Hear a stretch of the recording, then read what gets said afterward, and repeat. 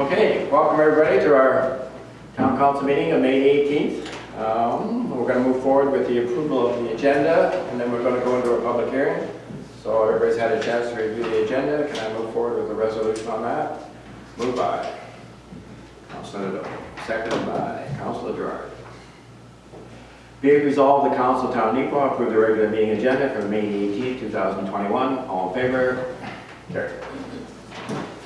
Okay, we're now going to move into a public hearing on behalf of Zen Developments. So again, I will need a resolution to open the meeting. Moved by Deputy Mayor Headley, seconded by Councilor Parrott. Be it resolved, the Council of Town Neepawa do now open this public hearing to hear the representation of variation application B-03-2021 of Zen Developments Limited. All in favor? Carried. Okay, Jeff, you're going to tell us what it's about? Sure. This is application B-03-2021. Owner applicant is Zen Developments, and the request is a proposal. It's a variation request to reduce the rear yard setback from a required 20 feet to a proposed 9 feet 6 inches within the CC Central Commercial Zone. And it's affecting 336 Mountain and 342 Mountain Avenue, more specifically Lot 1.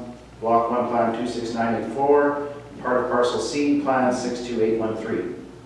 And the reason it's support is to satisfy subdivision requirements to sever a portion of the existing parcel to create one new lot containing an existing commercial building.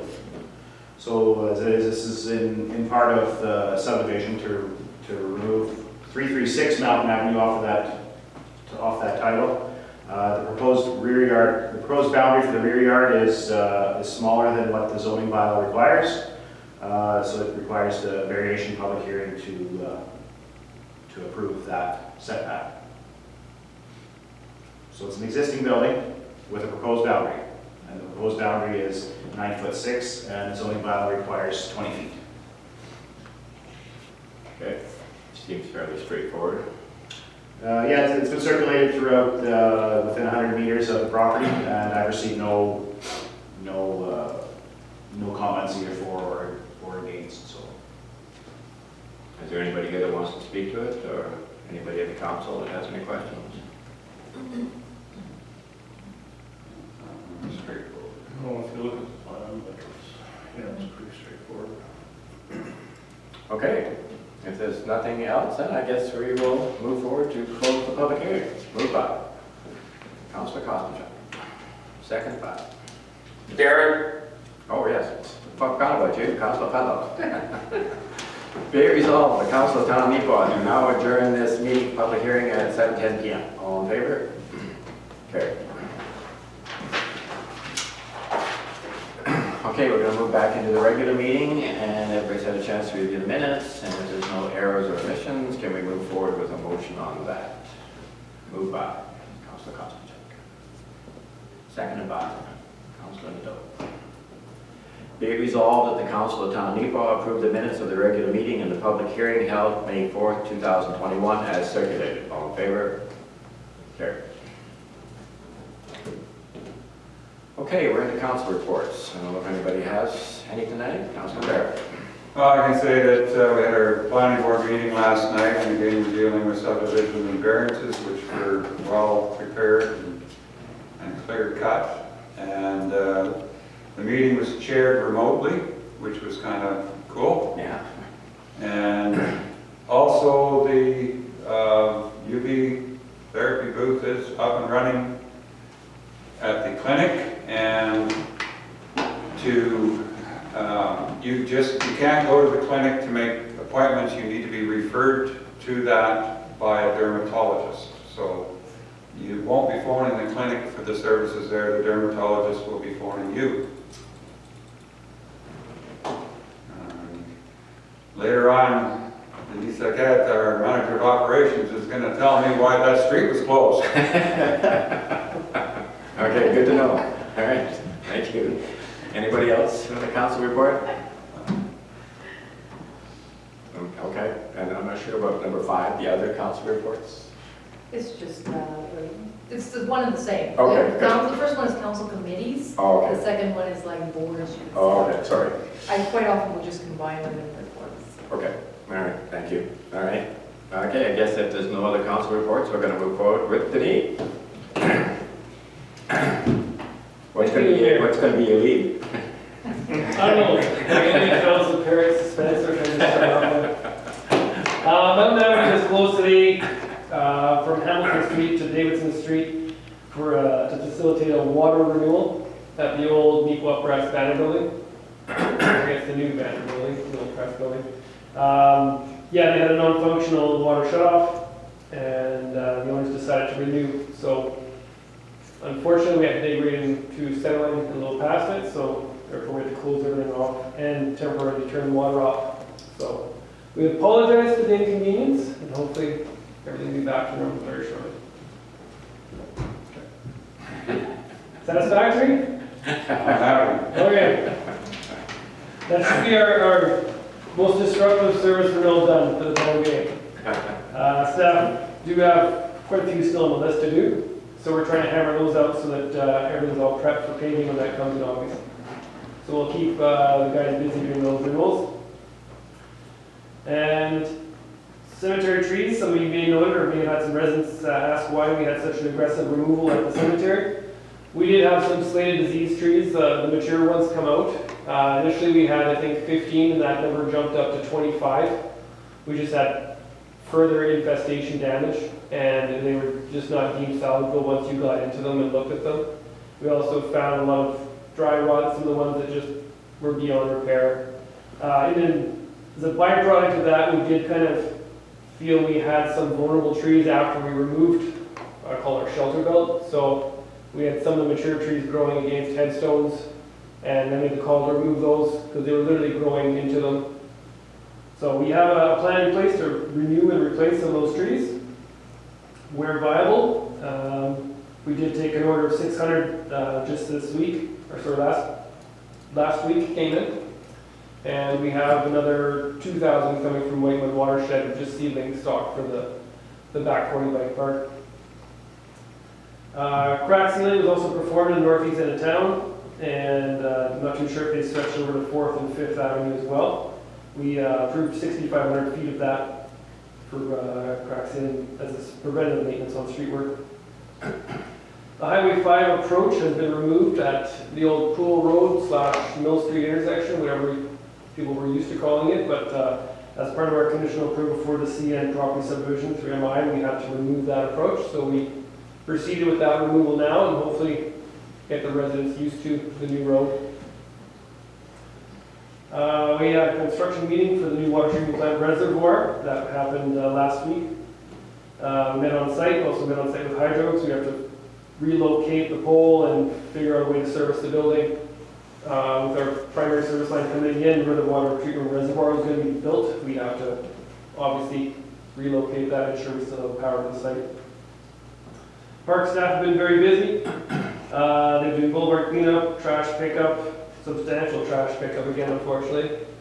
And then they've been busy again with boulevards, rubbish cleanup, and then we'll start picking away the other stuff. They haven't really started mowing too much yet, but I'm sure that'll come with the optimistic rain we're going to receive in the next couple of days here. The RCMP / municipal building was slated to close on May 20th. That has now been extended to May 25th. We issued another addendum out today, finalizing some of the last of the questions. So the decision was made to extend that further few days just to provide all the contractors time to review and adjust their numbers. We've been receiving quite a few phone calls about dust suppressant. We did apply our own chips now, and we generally do that every year early on. With the chip technique, because we can get on the softer streets that have frost boils and still provide some suppression that way, but I did make a call to order our first tanker of dust suppressant, which will arrive tomorrow morning. Again, provided there's no thunderstorm or the rain's not too bad. But we'll try to take care of some of the streets that have no frost boils, and we'll get that going. That's probably a good month ahead of schedule on dust suppressant, so could be see that budget item go a little bit over this year if it continues to be this dry. That's everything I've got, unless there's any questions. Can you just go back to the cemetery today and talk about money a little bit? So you were telling me that you have set aside money to actually try to protect the trees that are there, right? Yeah, so we obviously have to do a removal plan, based on just old growth, some disease, some dead, dry rot, all that stuff. But we did identify 3 different pests that we have inside there. So we're going with an aggressive approach to spray those invasive species out of the cemetery, and then hopefully ensure that we can keep the last of the stock that's still standing. Yeah, so it's not a first choice, right, to take these trees No. down? It's just nature of the beast, right? It's nature, like, so these trees are 100+ years old, so. And could you also tell me, like, in terms of the new trees that are coming on stream, like, you've set aside quite a bit of money for that too, right, for a lot of... Yeah, and again, we did our first primary order, we'll do a fall order again. It's been such a strange 2 years for ordering trees that it was never an issued order. Now, this last one I ordered pretty much in the fall already for this delivery, and I'll probably have to do the same again for next year and start getting it even the list because they're just few and far between now. Mature stock just isn't available as much as it was in prior years. So do you have any idea how many new ones you're going to plant this year? This year, 2,600, but in the cemetery we'll probably do at least 100. Okay, but overall 2,600, wow. Yeah. But 100 in the cemetery. Yeah. Okay. Now granted, a lot of those are seedlings, so they're just bare root, small stock. We'll continue with our reforestation of bare lands that we have. Okay. Anybody else got any questions? And further to that, we also completed the seeding of the bike park. Oh, okay. So it's 40 acres of a prairie mix, so it's going to be our native grass seeds that are in there, and then we also did a wet blend, because we do have some kind of zones that are bleeding through with some springs. So we had North Star mix up special blends for that. They came out and decided what was best for us. Trying to keep it as it's like essentially native grasses, so there's nothing new here. It's all low maintenance, drought tolerant, stuff like that. So do you have to water that after? No. Ideally, you'd want some water, but the area is too vast to water. Yeah, that's what I was thinking. Okay. So is that the first big area you've done with the hydro seed? We never did hydro seeding, we just did broadcast on Oh, this. just broadcast. Yeah. Okay, yes, Yeah, Councilor. I'll speak to that. I just want to compliment you guys on doing that because establishing native prairie grasses, that is a great tool. We start talking about sequestering carbon, and from an administrative point that we don't ever have to send mowers out there. I think that's fantastic. If we can make that maintenance free and then let the riders see what that area would have looked like before we showed up, I think it's fantastic. That's good. Anybody else? Okay, I'm going to move back to unfinished business. So maybe, Jeff, do you just want to maybe just quickly review with this as regards to we tabled the advancing fence at Hillcrest? Maybe you could just touch base on what that was about. Sure. Yeah, last meeting there was a public hearing for a fence height variation. Where it was just the owner, Mrs. Adrianson, wanted a 6-foot fence within her yard, and the yard has been elevated to level it out with varying heights of retaining walls, depending on what side of the yard it's at. So. Okay, perfect, thank you. I know Councilor Darren and myself, we went out and took a look at it yesterday. I know Councilor Lido has seen it, so I don't know if anybody else has any more questions that they want to. Yes, Councilor. I actually spoke with one of the neighbors yesterday, and he was adamant in support because he felt it was a safety issue without the fence in place. Right. So, Yeah, okay, no, it's good to I know. also had a conversation with one of the neighbors Okay, regarding it and saying they were very much in favor of the fence being built for safety issues. Yes. Councilor Lido. Yeah, I spoke with a few neighbors also. In fact, one of those neighbors actually came tonight, I think. Maybe can that person speak at all, or is that? Your decision if you want to allow privilege.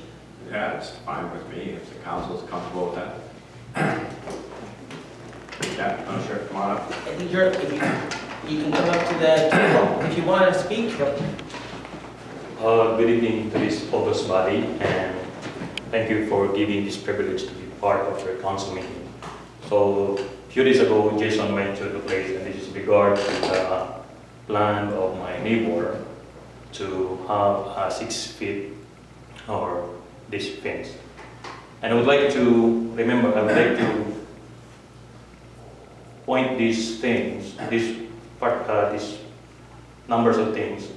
Last year, my neighbor asked, because we have 8 to 10 trees, beautiful trees.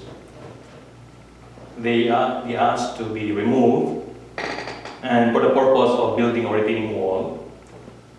And for that wall, I don't have idea how high is it, because the thing that she mentioned to me, just to avoid any erosion from her side toward my backyard.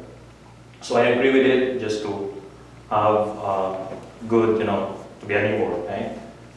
And so what I said, we don't have any idea how high the wall to be built. And in general, the plan of making the neighbor's backyard to be leveled on her house, because originally the platform is not the one that we see right now. It's those land, that particular land is slope 1 from other neighbors down to the end. And now they ask for another fence, which is, I learned that there is a law that, based on the law, it requires 5 feet or 6 feet. I'm not sure. Okay. I'm just 11 years resident here in Neepawa. And for us, Neepawa also, we have a concern because that level right now is not the original platform, comparing before making this retaining wall. And because that is a kind of slope, and that's why, as we can see, that area, all the fences are being sloped from top to down. And I would like to make a point that we are not kind of comfortable, and I know that you mentioned the safety.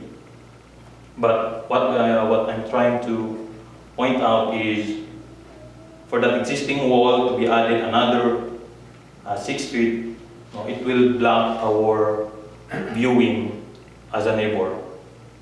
And this winter, we don't much experience snow, but we noticed that the snow being stuck on the back because of that retaining wall being built.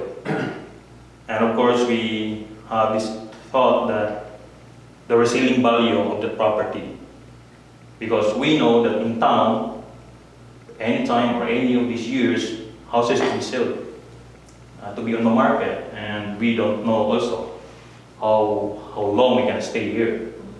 So the potential buyers in the future, that's what we're thinking, that may be particular of following the law of having a fence.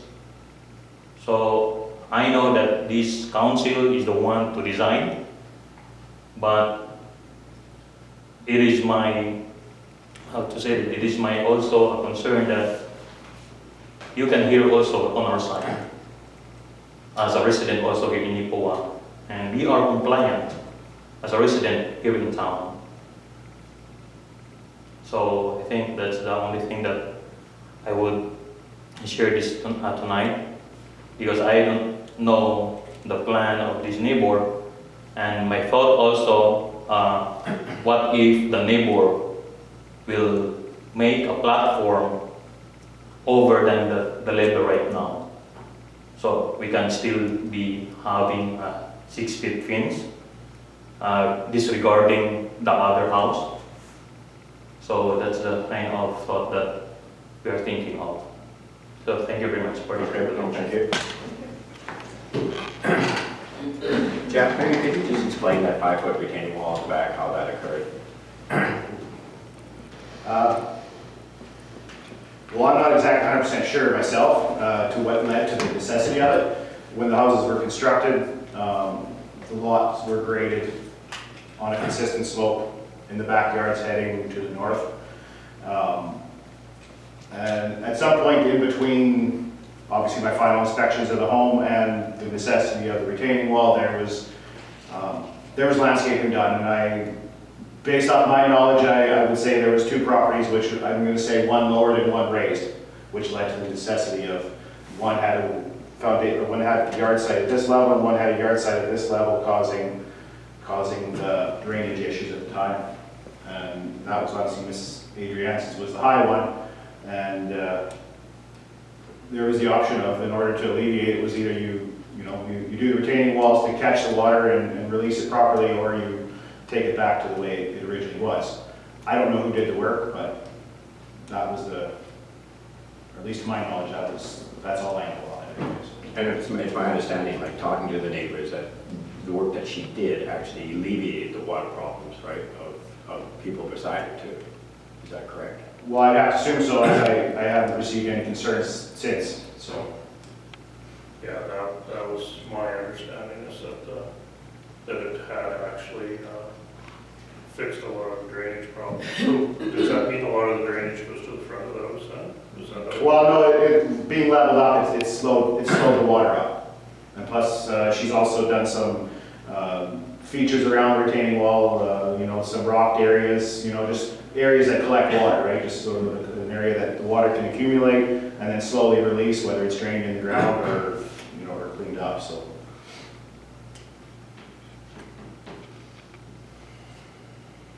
Councilman Nadeau, do you have anything else?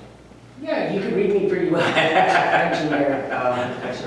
I had the privilege of talking with a few of the neighbors and hearing and talking about them with all the concerns, even the applicant here, Mrs. Adrianson. And I think I really have a solid understanding of what transpired and where we got to where we are now. And it's a very difficult situation here. It's very unique. The rules aren't clear about retaining walls, how you can build on them, and where do you establish your original ground level, and then, you build on top of that. Does that become ground zero again? And so it's really a difficult situation, I think, for a lot of neighbors.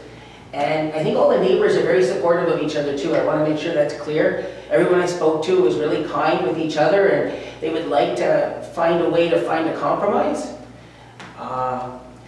I think, though, they're concerned that there could be long-term effects, and I think we heard from one resident tonight here about his resale value, the look of his yard, having an 11-foot feature in his yard, that it does add to a distraction and it adds to the overall resale value, because that's the new established height in that area. And I think I can also see it from our perspective, where we don't really want to, it's tough to establish a precedent here where we can have more and more neighbors look to have something similar installed.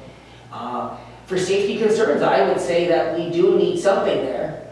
What height or what goes there, that's the question I think we have to help determine.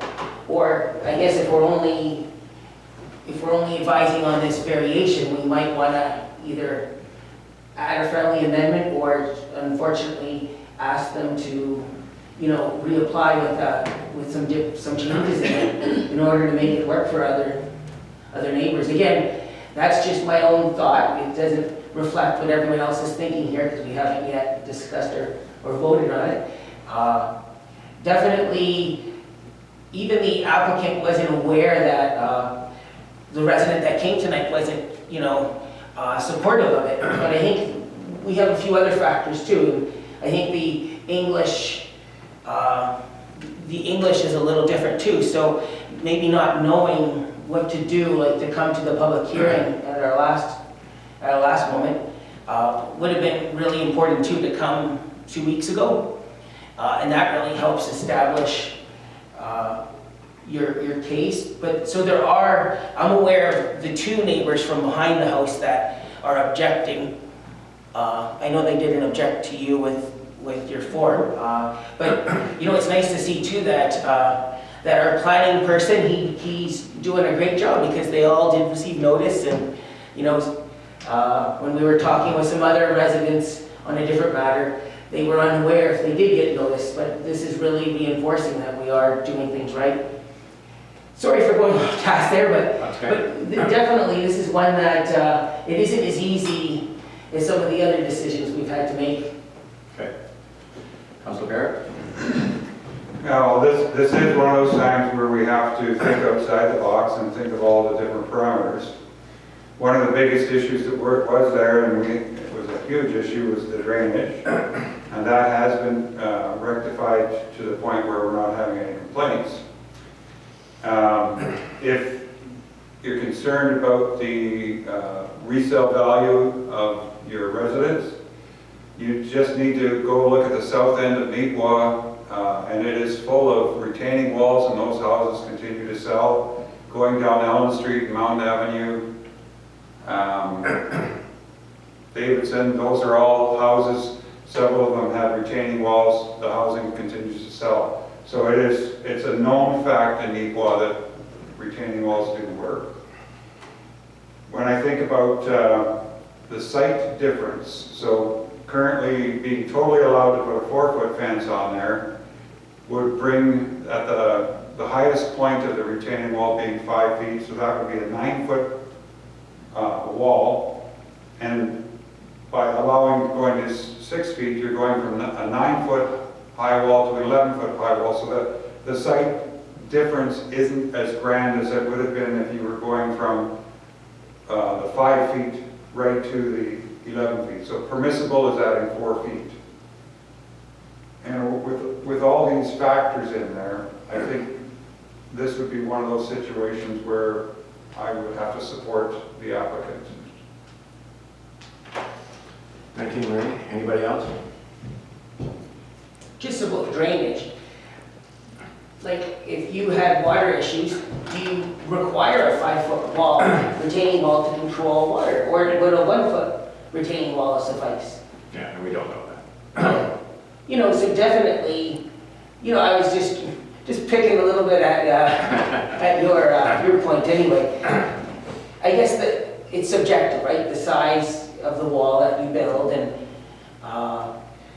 As you say, there are subjectives here, right? Because when you're standing in her yard, on her grass, if she builds a 6-foot fence, she's really hitting our bylaw, right? but she raised her property But from she's the still standing current, on her from the grass, height, right? Yeah. but now she is. Yeah. I'm But just she saying. wasn't, like Yeah. before, she's already raised it 5 feet. Yeah, and correcting drainage issues as it went along as well, because certainly one of the neighbors that I talked to said there was definitely a drainage problem prior to her correcting that. Right. One of the things that I realized from this was,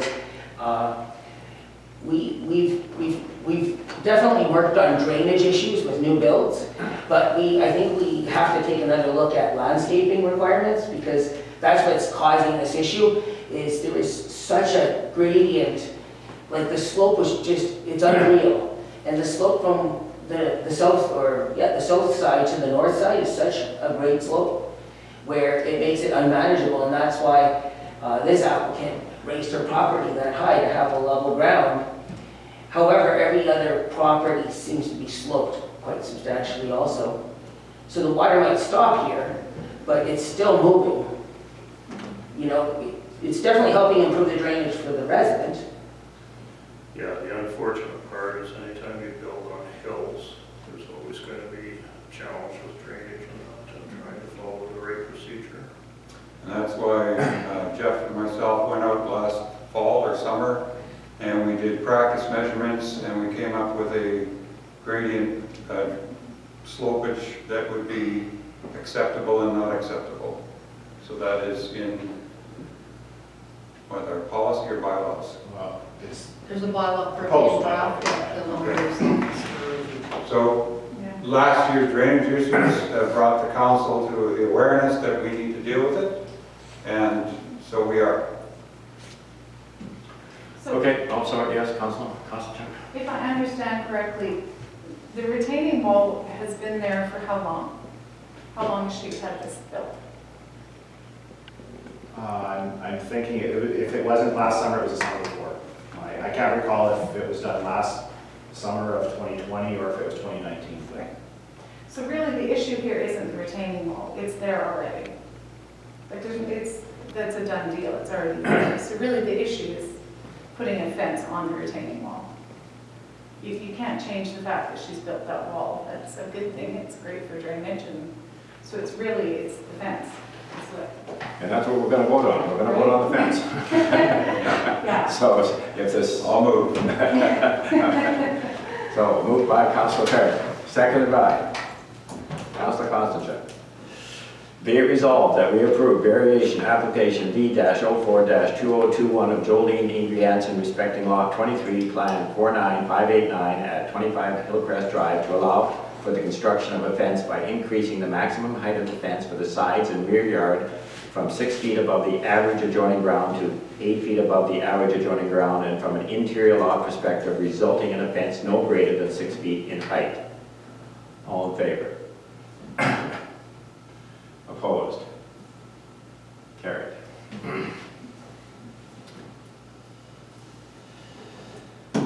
Okay, we are moving on. New business, variation, we're going back into the Zen developments. Okay, I think that was a pretty straightforward public hearing. Do we have any questions on that before we move forward? With all due respect, Mayor, can I exit this council meeting? Can I? Yes, yeah, thank you. Thank you, Jason. Thanks for coming.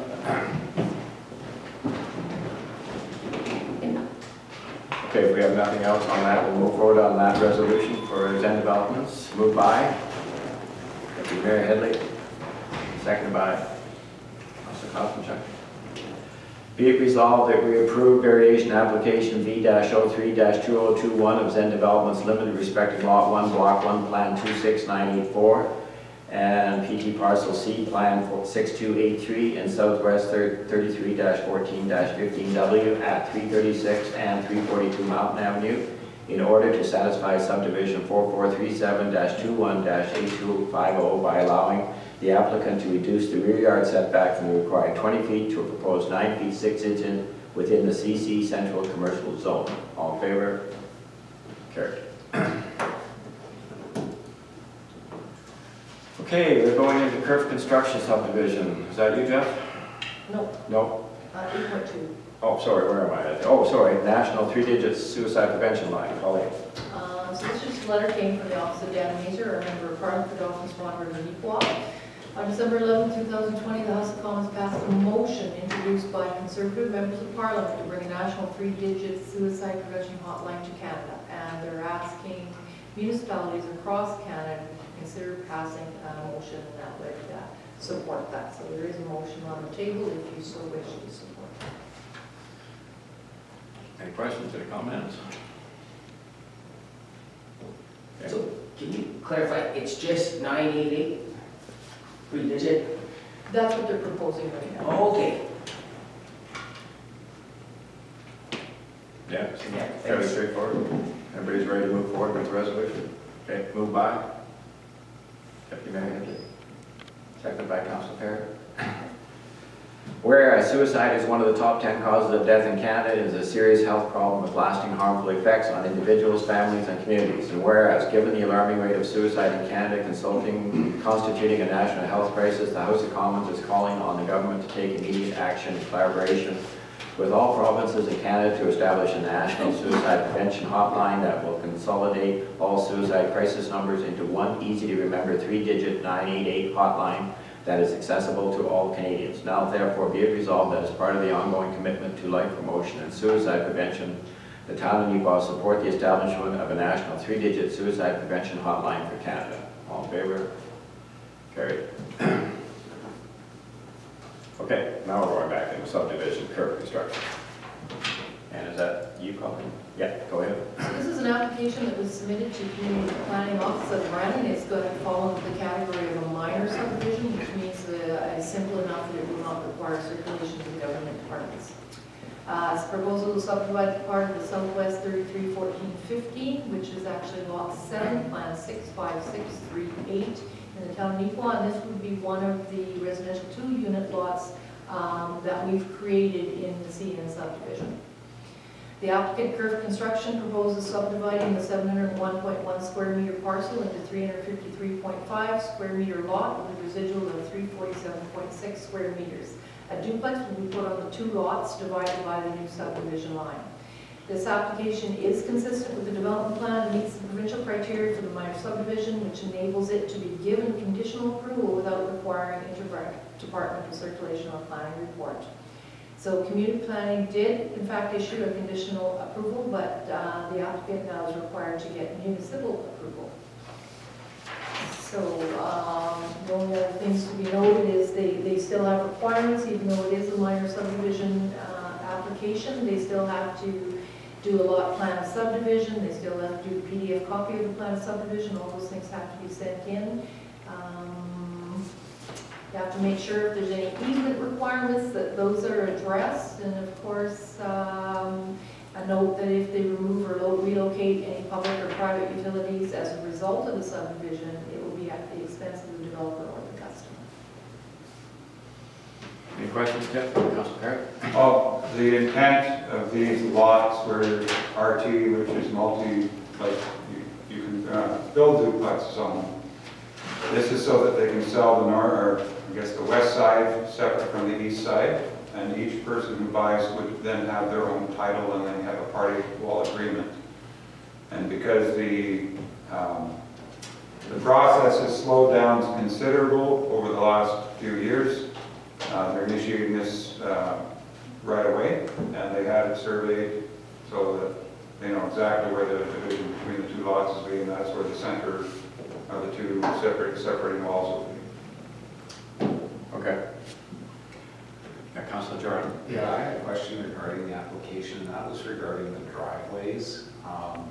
In the case of the driveway on these, we have one driveway going to Ray and one going to Crocus. Is that something that would fall within what we normally do in those cases of those duplexes? I'm just curious if that's a requirement. Yeah. Okay. Yeah, we made that as a requirement. Okay, I just want to make sure that they're not supposed to both be on one street. No, just for clarity, anytime we met with somebody wanting to purchase a residential 2-unit lot, we organized an office meeting here with administration and management, and all applicants were advised that that would be a requirement, is for the aesthetics of the neighborhood, so we don't, have more confusion and more parking and whatnot occurring on one side as opposed to the other. And everybody knew those conditions that's written up in the sale agreements. Anybody else? Okay, if not, we'll move forward with the resolution. Moved by Councilor Perry, seconded by Councilor Gerard. Be it resolved that we approve subdivision 4437-21-8274 of Kirk Construction Limited to subdivide Lot 7, Plat 65638 in Southwest 33-14-15 West to allow for the construction of a duplex housing unit that will be divided by the new subdivision line and create 2 individual lots measuring 353.5 and 347.6 square meters respectively. All in favor? Carried. Okay, Denis, sidewalk renewals. Thank you. So as part of our capital planning, we had sidewalk renewals, which we've been doing for the past 3 years. We put posting out on the town website, and also did invitational to all the contractors we had lists for in town. This was advertised for a period of about 4 weeks, and we had 2 submissions, one from Chisel Construction, another one from J.C. Lavich Construction. John Lavich was the low bid on this one, and barring all his performance from prior tenders, as I recommend going ahead with him. There's nothing to say that he performed unsatisfactory. So. Okay, do you have a timeline, Denis? No, I haven't spoken to John, so on his timeline there. Okay. 60 Actually, I have a question on that, because I'm looking at the 2 tenders, and I see one tender for $30,570, and then the other tenders for $31,886. And then going back net of tax, and I see one of them has charged GST and PST, and one is only charged GST.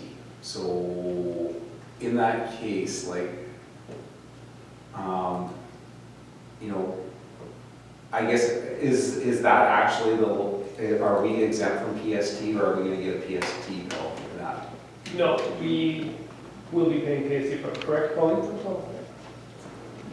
So that's why we went back to net value, Okay, because no matter what the tax was charged, it would be the same whether it was either billed, and then of course we get our GST return through, okay, no, just so that way, you know, if there's no issue there, because the one person could claim he was a lower tender. No, once it goes to tax, you have to relook at the net value because we'll be paying the applicable tax. Okay, no, just. We figured it was, no, yeah. Good question. Fair question. Okay, So, being as they're pretty close, would it be appropriate to, give it a shot, or? Yeah, it's kind of a slippery slope. because the one tender, we broke it down per sidewalk project, the other one did it as whole. Okay. Okay, anything else? If not, we'll move forward with that resolution. Move by. Councilor Costello. Seconded by Councilor Bill. Be it resolved that we accept the tender of J.C. Lavish Construction for the renewal of 243 meters of sidewalk in the amount of $29,055.75 plus applicable taxes. All in favor? Carried. Okay, Denise, and then we're doing some micro surfacing. Yes, Mayor McCutcheon, your favorite street work. It's a long time coming. As promised. We completed the paving tender, now we will move on to micro seal. So we put a call for tenders again for micro seal. We received one from West Can Seal Coating. They have a company that previously has performed in town as well, in airport work and also Broadway.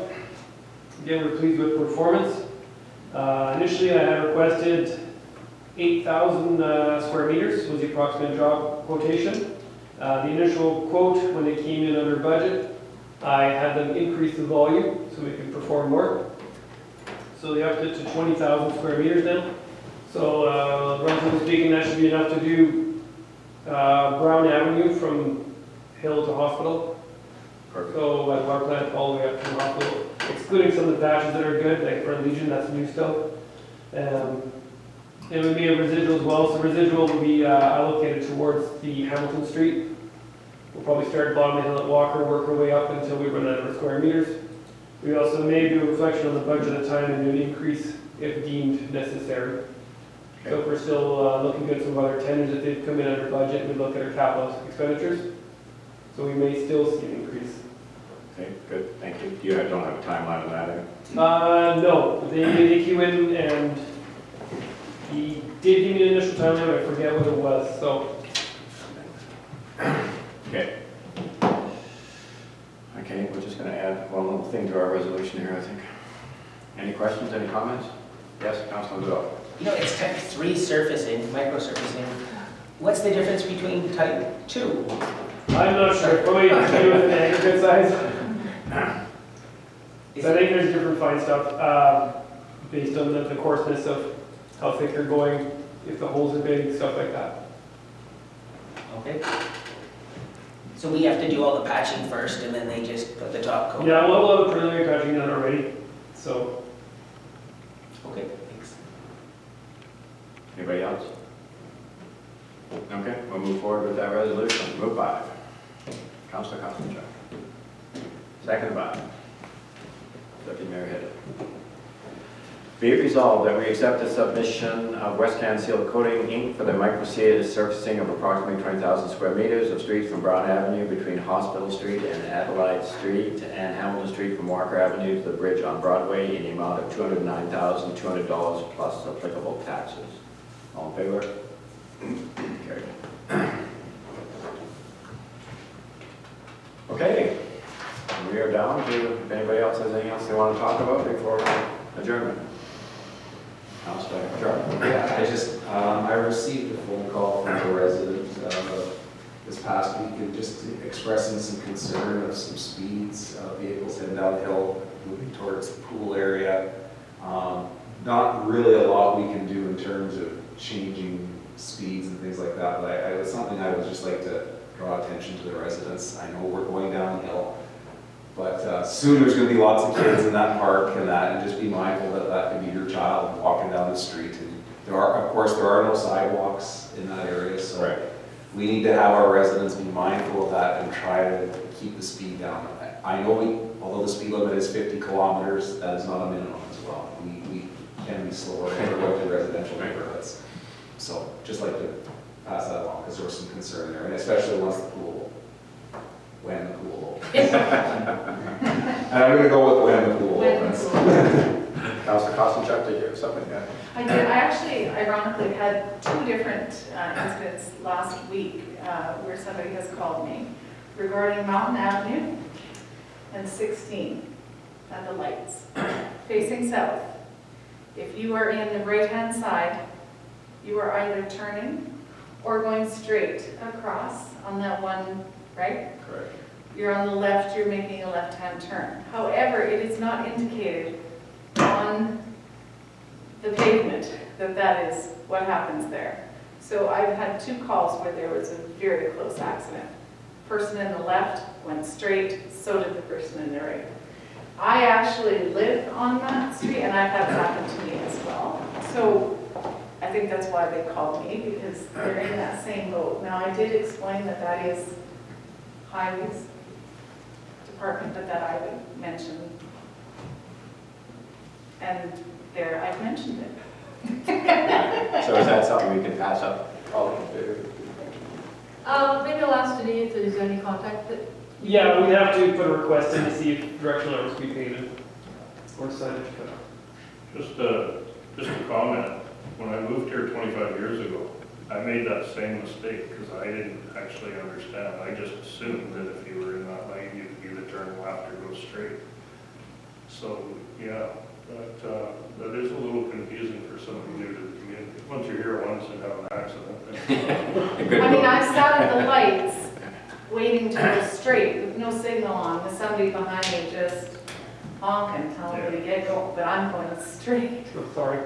Do you know what I mean? Like, because there's no, right? Yeah, thanks a lot, Denise. I'm just kidding. Great job. Did you have a second point? No, that was it. Yes, Councilor Perry. I just think, wondering, where the old Chabot implements used to be, there's semi-trucks that are staging there and parking there overnight, and yet there's a whole bunch of open space to the west of that. Could we not have them stage their trucks farther away from the housing there? Okay. Like, I'm not sure what that would take, a few loads of gravel and persuasion, and please move your trucks over side. Yeah, I was gonna say, I've lost track of this, like, it's not our property, right? It's not the town at all. That would be MI's property, right? Yeah. So I don't know what, do we have I mean, I'm not sure what our position would be on somebody else's property. That's where we'll have to have our discussion. So when we meet up with them for infrastructure, we can definitely open the conversation with them on that. Okay. Okay, good, thank you. Anybody else? Okay, we are going to move forward with adjournment. Moved by Councilor Garrett. Seconded by Councilor Pudlow. Move it around. Be it resolved. I remember this one. Did you, sorry. That the Council of Town Neepawa do now adjourn this regular meeting of Council at 7:50 p.m. All in favor? Carried.